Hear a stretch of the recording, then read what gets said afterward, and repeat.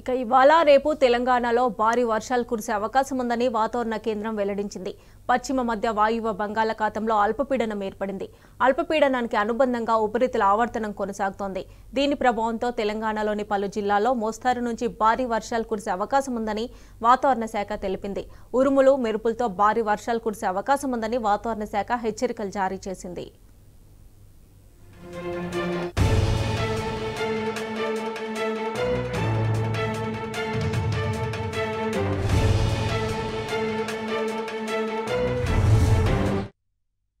రాష్ట్రంలో 11 జిల్లాలకు వాతావరణ శాఖ ఎల్లో అలర్ట్ జారీ చేసింది.